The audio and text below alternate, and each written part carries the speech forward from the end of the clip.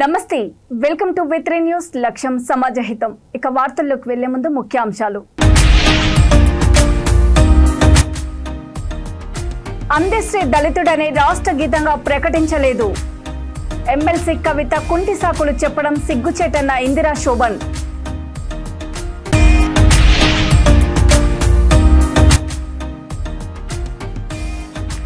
మహబూబాబాద్ పట్టణంలో ఇద్దరు అంతర్రాష్ట్ర దొంగల అరెస్టు పరారీలో మరో ఇద్దరు త్వరలోనే పట్టుకుంటామన్న జిల్లా అడిషనల్ ఎస్పీ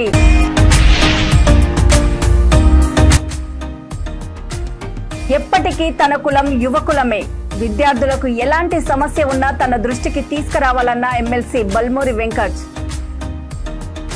తెలంగాణ రాష్ట్ర గీతంపై ఎమ్మెల్సీ కవిత చేసిన వ్యాఖ్యలను తెలంగాణ ఆత్మ గౌరవ వేదిక అధ్యక్షురాలు ఇందిరా శోభన్ ఖండించారు. ఒక దళితుడు రాసిన పాట రాష్ట్ర గీతం కావడం ఇష్టం లేకనే కేసీఆర్ పక్కన పెట్టారని ఆరోపించారు. ఇప్పుడు ఎమ్మెల్సీ కవిత కుంటి సాకులు చెప్పడం సిగ్గుచేటుగా ఉందని అన్నారు. దళితులపై కల్వకుంట్ల కుటుంబానికి ఏనాడు గౌరవం లేదని, దళితుడు ప్రతిపక్ష నేతగా ఉన్నా జీర్ణించుకోలేకపోయారని విమర్శించారు. అలాగే టీఎస్పీఎస్సీ చైర్మన్ మహేందర్ రెడ్డిపై అవినీతి ఆరోపణలు వస్తున్నాయంటూ ఎమ్మెల్సీ కవిత జ్యుడిషియల్ ఎంక్వైరీ కోరడం హాస్యాస్పదంగా ఉందని పేర్కొన్నారు. డీజీపీగా మహేందర్ రెడ్డి హయాంలో అవినీతి జరిగిందని నమ్మితే గత ప్రభుత్వంలోనూ అవినీతి జరిగిందని ఎమ్మెల్సీ కవిత ఒప్పుకున్నట్టేనని అన్నారు.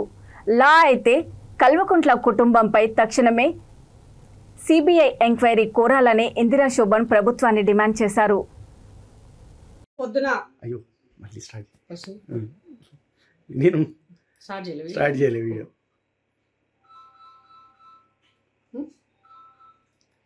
మీడియా సోదరులకు నమస్కారం.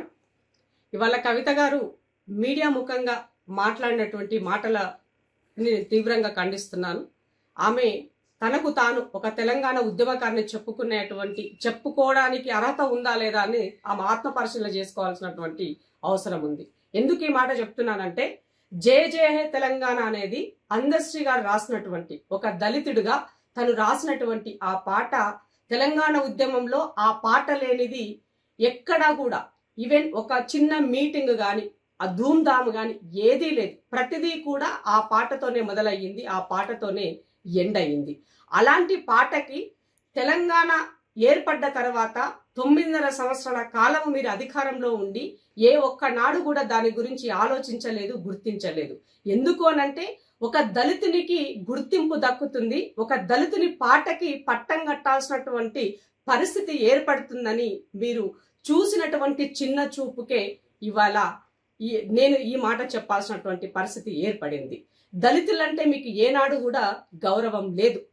ఒక సిఎల్పి నాయకుడిగా దళితుడు ఉంటే కూడా జీర్ణం చేసుకోలేకపోయినారు. దళితులకి సంబంధించినటువంటి అన్ని రకాలుగా ఉద్యోగాలు అయిండొచ్చు, వాళ్ళకు ఉన్నటువంటి సప్లా నిధులు అయిండొచ్చు, అన్ని రకాలుగా మీరు దళితులని మోసం చేస్తూనే వచ్చారు. మరి వాళ్ళ కొత్తగా ఏర్పడ్డటువంటి ప్రభుత్వం ఆ పాటకి పట్టం కడితే జాతీయ గీతంగా రాష్ట్ర గీతంగా గుర్తిస్తే మీకెందుకు ఇంత అక్కసు అని అడుగుతున్నాను నేను.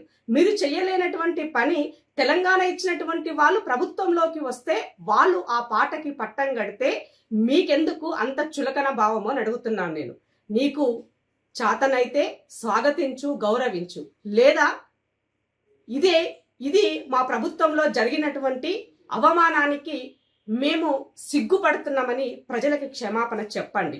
లేదు, అది చెప్పకపోగా మీకు నచ్చినట్టుగా మాట్లాడితే తెలంగాణ ఉద్యమకారులు ఎవరు ఊరుకోరని ఈ సందర్భంగా గుర్తు చేస్తూ, దళితులు ముఖ్యంగా ఇది గుర్తించుకోవాల్సినటువంటి విషయం.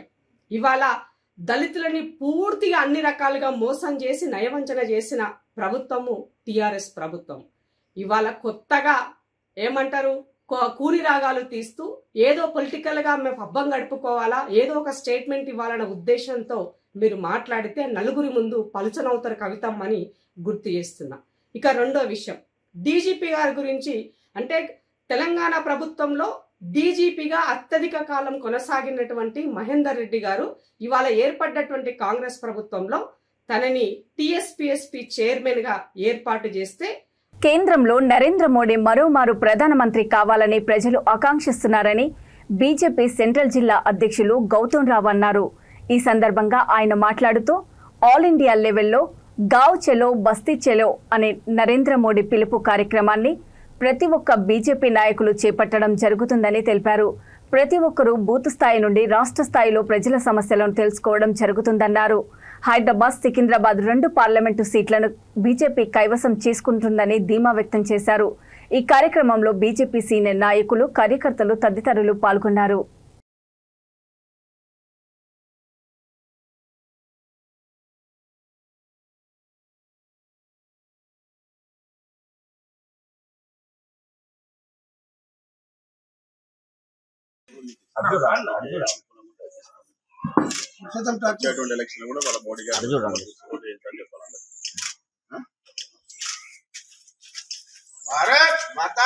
Bharatiya Janata party all India లెవెల్లో 5 నుంచి 8వ తారీఖు వరకు గావ్ చలో బస్తీ చలో యొక్క కార్యక్రమం ఇవ్వడం జరిగింది. ఈ యొక్క కార్యక్రమంలో ఆల్ ఇండియా అధ్యక్షుడి నుంచి మొదలు పెడితే మండల స్థాయి వరకు ఉన్నటువంటి నాయకులందరూ కూడా ప్రతి బస్తీలో, ప్రతి బూత్లో కూడా తిరగడం జరుగుతూ ఉంది. ముఖ్యంగా రాబోయేటువంటి ఎలక్షన్లో 400+ మోడీ గారు ప్రభుత్వం ఏర్పాటు చేసే విధంగా, అందరూ పార్లమెంటు సభ్యులు గెలిచే విధంగా ఈ యొక్క కార్యక్రమం చేపట్టాం. బస్తీలో ఉన్నటువంటి కుల సంఘాలను కలవడము, బస్తీలో ఉన్నటువంటి సమస్యలు తెలుసుకోవడము, బస్తీలో ఏదైతే మోడీ గారి సంక్షేమ పథకాల ద్వారా లబ్ధి పొందినటువంటి వాళ్ళని కలవడము, వాళ్ళందరినీ కూడా రాబోయేటువంటి ఎలక్షన్లో మోడీ గారిని సమర్థించాలి, ఆశీర్వదించాలని చెప్పి కూడా కోరుతా ఉన్నాము. సంస్థాగతంగా కూడా పటిష్టంగా ప్రతి బూత్ స్థాయిలో చేయడం జరుగుతూ ఉంది.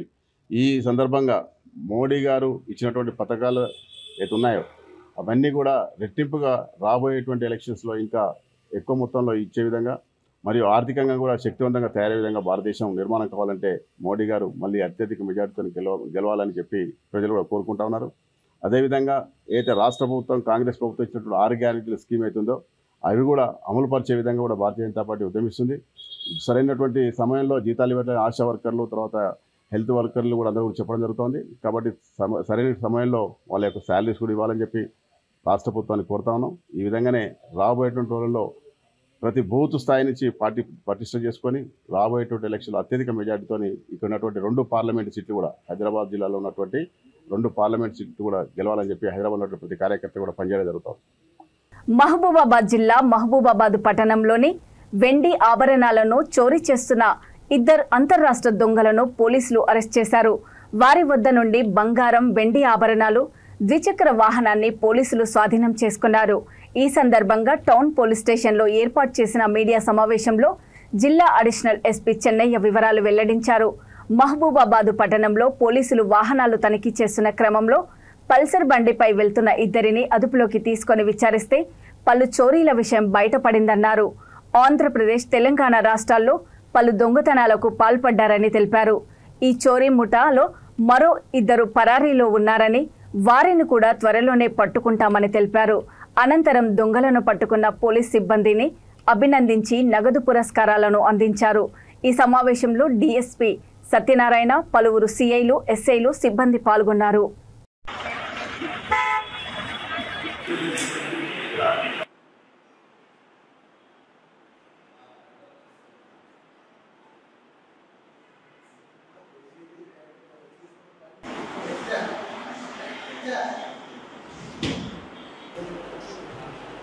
సరే సార్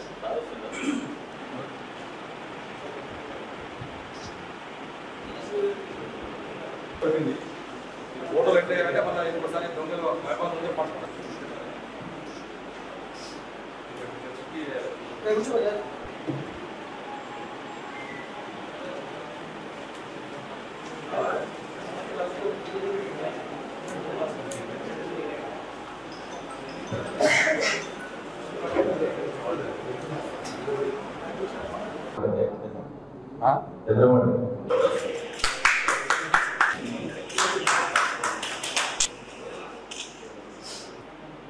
ఈరోజు ఉదయం మా పోలీస్ సిబ్బంది మహబూబాబాద్ రూరల్ సిఐ గారు రమేష్ గారు మరియు టౌన్ ఎస్ఐ రామారావు గారి సిబ్బందితోటి నెహ్రూ సెంటర్లో వెహికల్ చెకింగ్ చేయించుండగా ఒక పల్సర్ బండి 2 వ్యక్తులతోటి అనుమానాస్పదంగా రావడం వలన వాళ్ళని అటు ఆపి వెహికల్ని చెక్ చేస్తే ఆ వెహికల్కి ఎటువంటి పత్రాలు కానీ డాక్యుమెంట్స్ కానీ లేనందున అనుమానాస్పదంగా వాళ్ళని పట్టుకొచ్చి ఇంటరాక్ట్ చేయడం వల్ల వాళ్ళు దొంగతనం చేసి దొంగతనం సంబంధించినటువంటి ప్రాపర్టీని వరంగల్కి తీసుకొని వెళ్ళి అమ్మడానికి చూపించిపోతున్నారని ఆ విషయం మీద మా వాళ్ళు ఇంటరాక్షన్ చేయడం వల్ల వాళ్ళు ఇంతకుముందు చాలా దొంగతనాలు ఆంధ్రప్రదేశ్లో, మహబూబాబాద్లో, తెలంగాణలో కూడా దొంగతనం చేసినట్టు 2 వ్యక్తులు ఒప్పుకున్నారు. వాళ్ళని ఇంటరాక్షన్ చేస్తే వాళ్ళు కాకుండా ఇంకో 2 పేర్లు చెప్పారు. వాళ్ళ దగ్గర ప్రాపర్టీ వాళ్ళు అమ్మడానికి తీసుకుపోయినటువంటి ప్రాపర్టీ మొత్తం మనం సీజ్ చేసుకొని ఈరోజు మా దగ్గర వాళ్ళు 7 కేసులలో 12 తులాల బంగారం ఆభరణాలు రికవర్ చేసుకొని వాళ్ళని కోర్టుకు ప్రొడ్యూస్ చేయడం జరుగుతుంది. మిగతా 2 పరారీలో ఉన్నారు. వాళ్ళలో పట్టుకొచ్చి తర్వాత వాళ్ళ దగ్గర ఉన్న ప్రాపర్టీని కానీ వాళ్ళు ఇంకా ఏదైనా కేసులో ఇన్వాల్వ్ అయిన విషయం కూడా ఇన్వెస్టిగేషన్ చేసి వాళ్ళని కూడా కోర్టులో ప్రొడ్యూస్ చేస్తాము. వీళ్ళ మీద రికవరీ చేసుకున్నటువంటి ప్రాపర్టీస్ దాని తర్వాత వీళ్ళు కోర్టులో ప్రొడ్యూస్ చేస్తాం. ఎవిడెన్స్ ద్వారా వీళ్ళకు కఠినమైన శిక్ష వచ్చేటట్టు పాత కేసులు ఇంకా ఏమేమి కేసులు ఉన్నాయో అవన్నీ కూడా రెక్టిఫై చేసి ఫింగర్ ప్రింట్స్ ద్వారా ఏ కేసులలో ముద్దాయిలుగా ఉన్నారో అవంతా కోర్టుకు ప్రొడ్యూస్ చేసి వీళ్ళకు కఠినమైన శిక్ష పడేటట్టు చర్యలు తీసుకుని జరుగుతుంది. ఈ నేరస్తులని పట్టుకోవడంలో సహకరించినటువంటి మంచి పని చేసినటువంటి సిబ్బందికి యాకత్పుర నియోజకవర్గం ఐఎస్ సదర్న్ డివిజన్ పరిధిలోని లక్ష్మీనగర్ కాలనీలో 2 కోట్ల రూపాయల వ్యయంతో నూతనంగా ఏర్పాటైన థీమ్ పార్కును Yakutpura MLA Jaffar Hussain, division corporator Jangam Shweta Madhukar Reddy ప్రారంభించారు. ఈ సందర్భంగా ఎమ్మెల్యే మాట్లాడుతూ ప్రజలకు ఆహ్లాదాన్ని అందించే విధంగా థీమ్ పార్కును ఏర్పాటు చేయడం అభినందనీయమని అన్నారు. చిన్న పెద్ద అనే తేడా లేకుండా అన్ని వయసుల వారిని అలరించేలా థీమ్ పార్కును నిర్మించారన్నారు.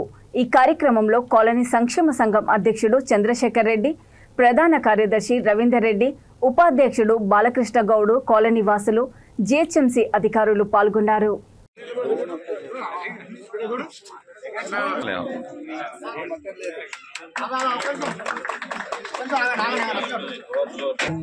కెమెరా మేడం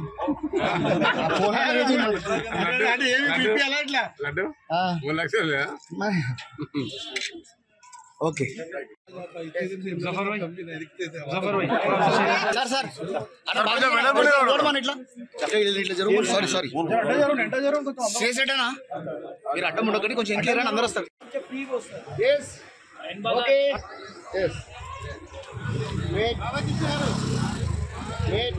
సార్ ఇక్కడ వెయిట్ ఓకే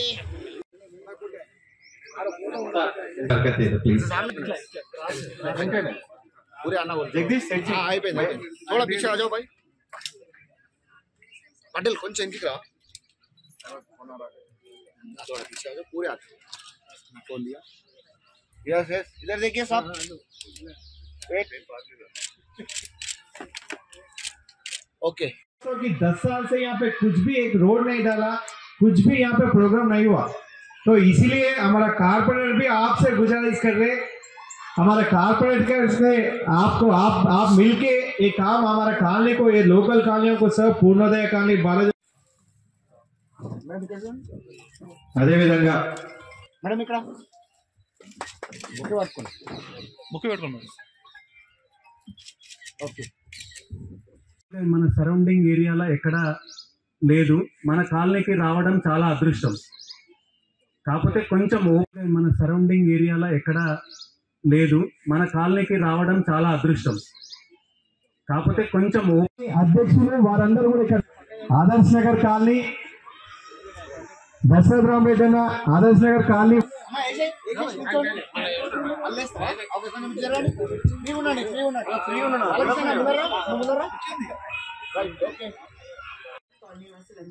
నమస్కారం. ఈరోజు ఇక్కడ ఈ థీమ్ పార్క్ ఫస్ట్ మన డివిజన్లో ఇక్కడ రావడం అది ఫస్ట్ ఇక్కడ, అందుకే మీ అందరికీ కాలనీ వాసులందరికీ కంగ్రాచులేషన్స్.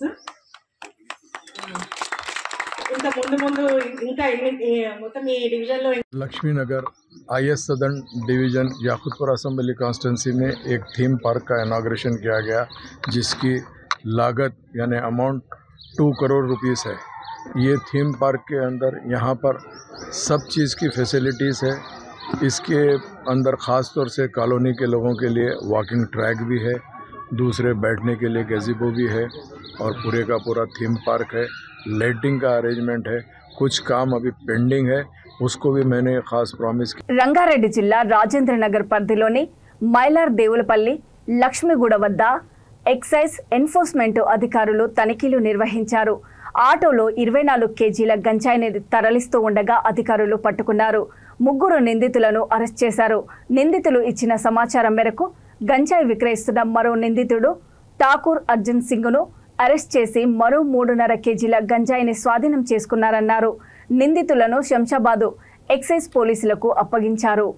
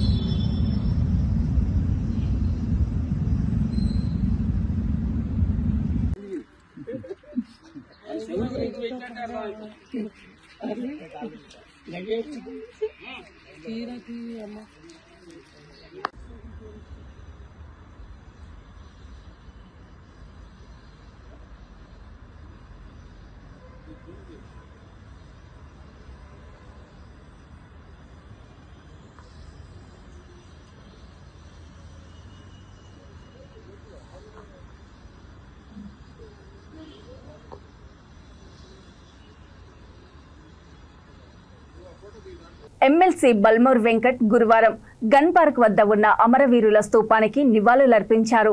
ఈ సందర్భంగా ఆయన మాట్లాడుతూ అమరవీరుల ఆశీస్సులతోనే తాను ఈ స్థాయికి చేరుకున్నానని అన్నారు. విద్యార్థుల పక్షాన చేసిన పోరాటాన్ని గుర్తించి వారికి ప్రతినిధిగా నన్ను సభలోకి సీఎం రేవంత్ రెడ్డి, ఉప ముఖ్యమంత్రి బట్టి, ఏఐసీసీ అగ్రనాయకులు పంపించారని అన్నారు. 10 ఏళ్లు యువకులం పక్షాన పోరాటం చేశాను. ఇప్పుడు ఆ యువకులం సమస్యలు తీర్చడానికి నా వంతు కృషి చేస్తానని అమరవీరుల సాక్షిగా ప్రమాణం చేశారు. విద్యార్థులు, యువకులు ఎలాంటి సమస్య ఉన్నా తన దృష్టికి తీసుకురావాలని, ఎప్పటికీ తన కులం యువకులమే అని, ప్రతి సమస్యను ప్రభుత్వం దృష్టికి తీసుకువెళ్లి పరిష్కరించడానికి కృషి చేస్తానని హామీ ఇచ్చారు.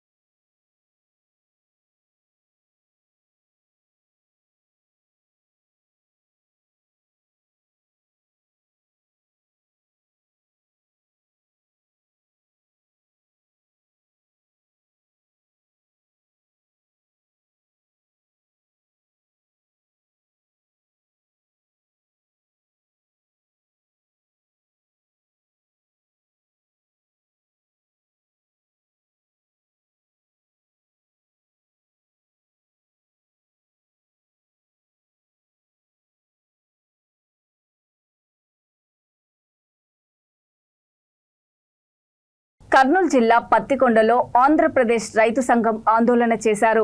పంట నష్టపోయిన రైతులను ఆదుకోవాలని, రైతులు తీసుకున్న బ్యాంకు రుణాలను మాఫీ చేయాలని ఆర్డీఓ ఆఫీస్ ముందు ధర్నా నిర్వహించారు. ఈ కార్యక్రమంలో రైతు సంఘం నాయకులు, రైతులు, గ్రామస్తులు తదితరులు పాల్గొన్నారు.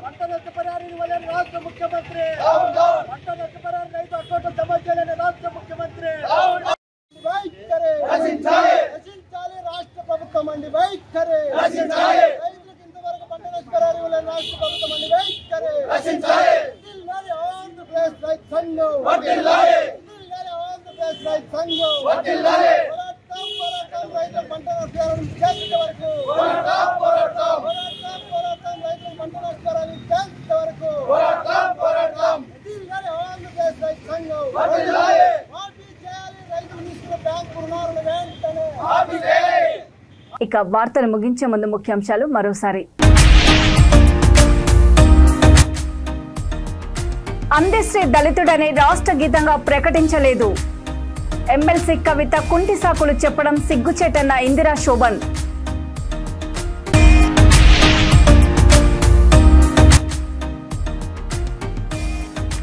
మహబూబాబాద్ పట్టణంలో 2 అంతర్రాష్ట్ర దొంగల అరెస్టు. పరారీలో మరో 2 త్వరలోనే పట్టుకుంటామన్న జిల్లా అడిషనల్ ఎస్పీ.